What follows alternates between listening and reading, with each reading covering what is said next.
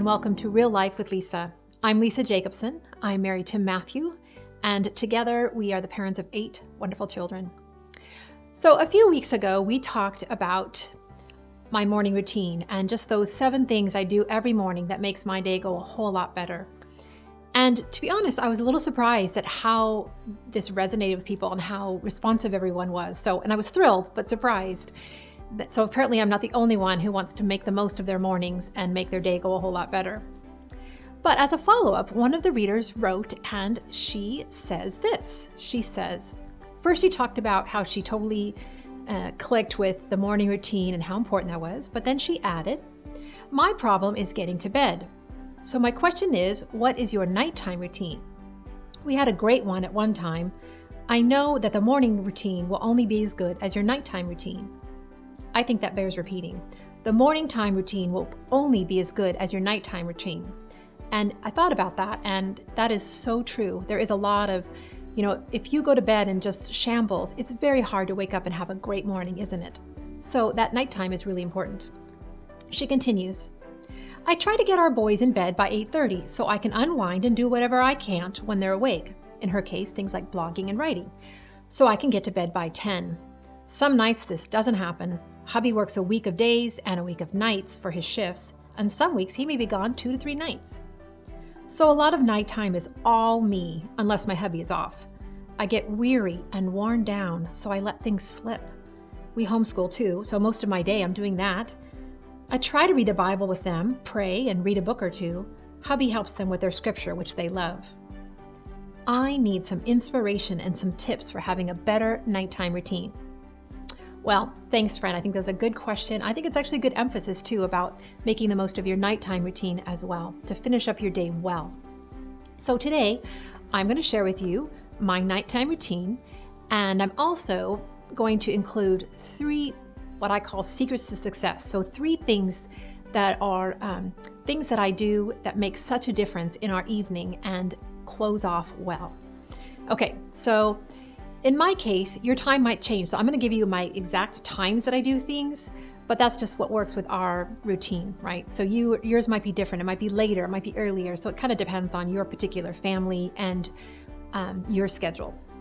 Okay, so for me, I think of 5:00 p.m. I feel like I'm coming on shift. Obviously, as a wife and mother, I'm always on shift. So it doesn't really technically change. It's probably just a mind shift of I finish up what I'm doing. And I think I mentioned this in the morning one that I do a lot of things late in the afternoon, things that I can't get done in the morning. So for me, that would be exercise. I do some writing. I take care of bills. I take care of some of those other jobs in the late afternoon. But at 5:00, I try to close all those things up. And I am now on shift. And that would mean for me, probably going into the kitchen and getting dinner started. Well, finishing dinner, because ideally, if I followed my morning routine, I'll at least have something started, something in the crock pot, something begun, so that I don't have to start from scratch. So I'll go in the kitchen and I'll get dinner going and I'll start gathering the kids in our case, and I will make sure that they pick up their schoolwork, put away their toys, have them come in and wash up if they've been playing outside. So that whole first 45 minutes is just that gathering and bringing everybody together so that we can get ready for dinner and for Dad to come home. Now, for many years, Dad, my husband, worked outside of the home, and so for him, we did have a coming home time, let's say 5:30 or 6. And nowadays he works from home, so it's not quite the same, but the routine is still fairly similar because he'll come downstairs from his home office, and we still have the same mindset of, okay, we're all wrapping up the day, and now we're going to focus on the evening.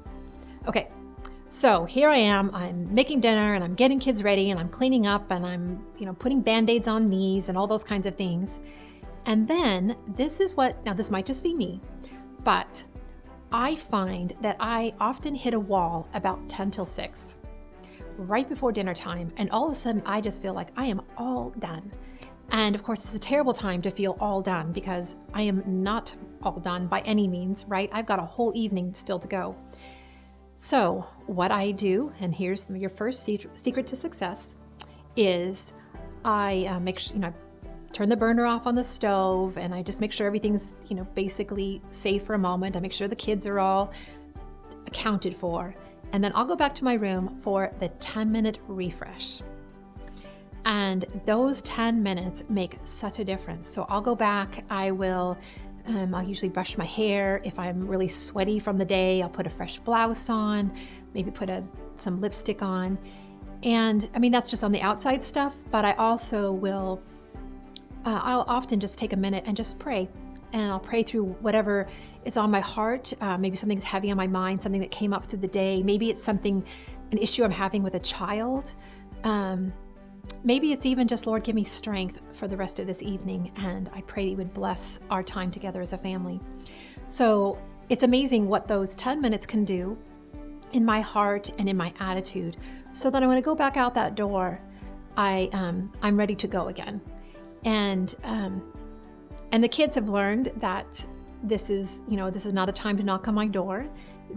Our kids are older, so if you have littles, you really got to make sure that they're safely in their high chair, or maybe an older child is looking after them, right? So, because you don't want to come back outside and have a disaster. Hopefully, not that hasn't happened, because it has, but hopefully you're coming back, you're refreshed, ready to go. And then we sit down and we have dinner together as a family. We try to do that most every night, except for during basketball season, and then it's just impossible. But hey, the rest of the year we do try to do that. And as far as dinner goes, I am just a big fan of the sit-down dinner. It doesn't have to be fancy. It doesn't have to be spectacular. It just has to be tasty and together. And here's a thought I've been thinking about recently. I think as a mindset, as a mom, if you're a mother, that you don't want dinner to be just a job, even though it can really feel like that, especially at the end of a long day. You want dinner time to be a memory. And so oftentimes I try to think about that even through the mealtime, and just think, okay, am I just doing this as my job, or am I making a long-term memory here with our kids? And by that, I mean making sure we're talking about things or bringing up something interesting, trying to be myself. Even though I'm really exhausted, I try to be warm and engaging, so that our children we do have, for those of you who don't know, we have young adult children who are out of the house, and they look back and they love remembering our dinners together.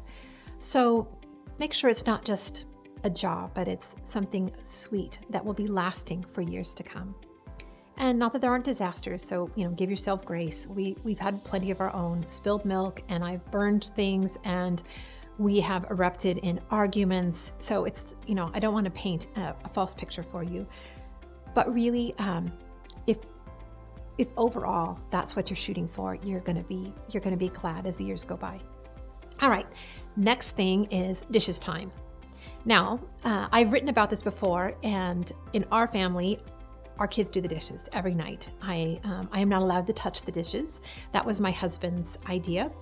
And when the kids were, I think our oldest was 8 on down, he set a policy that our kids do the dishes. And this was mom's time to relax. And at first it was sort of difficult to relax when your kids are out there in the other room, banging dishes, breaking dishes, arguing over chores and responsibilities. But in the end, it's been a true blessing. They've learned how to work together. And I'm going to bring you to secret to success number 2. This is our marriage moment. And so for Matthew and I, we will sit down on the couch together. And when I had a little baby with me, we would, bring the baby. Maybe I'd nurse the baby, or play on the floor or in the little seat or something. But this was our time. And for the next 30 minutes or so, we just focus on each other. This wasn't our time to work out problems. This wasn't our time to settle business issues. It's just our time to enjoy being married. And those 30 minutes have really got us through some really difficult seasons. It's been one of those glue times that reminding each other that we love each other, that we're on the same team, that I care about your day and you care about mine. So I love those 30 minutes. Oftentimes, maybe I'll make a pot of tea and we'll have that. Occasionally we might have a glass of wine together. And if he's super tired, which is the case often enough, I'll make him a pot of coffee. I can't drink coffee that late in the day, but he can. So anyway, simple, but really special. So just that marriage moment right after dinner. Okay, then at 7:30 is the gathering time. And in our family, that means we all gather together in the living room and everybody does their own work. Some kids have homework, some kids read from their books. Sometimes my husband will read out loud to the kids during that time. But the basic idea is that we're all together in the same room, even if we're doing separate activities. Because as I shared with you in the morning time, we come together as a family over coffee, and we like ending the day the same way, that we are together, gathered together. And it's just a good closing and a good cementing time together relationally. Okay, 8:30 is wrap up. And this is where I click, and I'm going to just click over to, from fun, warm, loving mama to, okay, I am so done, go to bed. And now that's a confession, but I felt like I needed to be honest with you. So at that point, we have the kids clean up their areas. You can tell I do a lot of this kind of thing, right? So I find that those little pickup times make such a difference in our home. So we have pickup time before dinner, we have a pickup time before bed, we have a pickup time in the morning. And that way, things just don't get so deep in our home, and it happens so fast. And if you have kids, you know what I'm talking about. So it just takes 10 minutes for everybody to put their stuff away, and I'll just kind of stand over the area and point out things that people missed. And hey, you forgot your book here. Is your schoolwork there? And whose computer is this? That kind of thing. So clean up. Then the boys go upstairs. They brush their teeth, get their jammies on. And for us, this is a fast time. This is not a take it slow time. Like I said, by that point, both my husband and I are just kind of ready for everybody to be done now. So my feeling is we've loved you over dinner. We've all hung out together the last hour. And so now your job is to go to bed. So we move it along, and my husband will pray with the kids, usually before they go to bed. Sometimes I will pray with them. Usually it's my husband though. And oftentimes the kids, because our kids are older now, our oldest son is 14, 12, and 10. Our oldest son will pray with the boys if one of us is not available. So it always ends on a note of prayer, but it's not, for us, it's not a time of like full out Bible study or anything in depth. It's just a wrap up. It's been a great day. Let's go to bed on a happy note while mom is still managing a smile. Okay, now here comes secret number 3, and that is preparing for the next day. This is mine. This is me doing this. And so I got the kids basically up in their rooms. Hopefully lights are off, or at least they're getting there. And I take the next 15, maybe 20 minutes. And even though I am so ready to collapse, I try to make myself take care of 3 major areas. And that would be food. So I might run out to the freezer and pick out a piece of meat to defrost for the next day, or at least get some kind of meal plan in my mind so that I know what I'm making the next evening. And you know how we talked about how the morning routine, that I try to get that started? Well, because I'm not a great morning person, I don't want to have to think of my meal plan in the morning. I want to go ahead and have the idea right in my head. So take care of my meal, and I might glance around the kitchen, make sure the boys put all the food away and that it's basically, tidy to my standard. And then so food is one, clothing is the next one. I inevitably end up in the laundry room, do one more load of laundry. I also try to think through what people need the next day, like say one of our kids need a uniform washed, or my husband needs a shirt pressed, just those kinds of things. So that usually just takes 5-10 minutes at the most, just depending. And then the next area would be just tidy up. So like I said, hopefully the kids have cleaned up their area. I usually do one last swoop myself to just pick up the rooms that bother me the most. And by then my husband starts to get irritated with me, and he'll say, "Would you quit puttering and come sit down?" And I try to tell him I'm not puttering, I'm actually doing something. And I can't tell if he's teasing me, or he probably is, but he usually makes fun of me and kind of does this little irritated with me thing, which is probably good because I could putter for an hour. And because if you're a wife and mother, there's always lots to be done. But I do try to cut that off and just get those main areas done, right? Okay, so now the rest of the evening, what's left of it, is mine. And for us, that's wind down time. And that'll be around 9:15, 9:30. And those are the times that here's what I don't do. I don't do work. I don't get on my computer.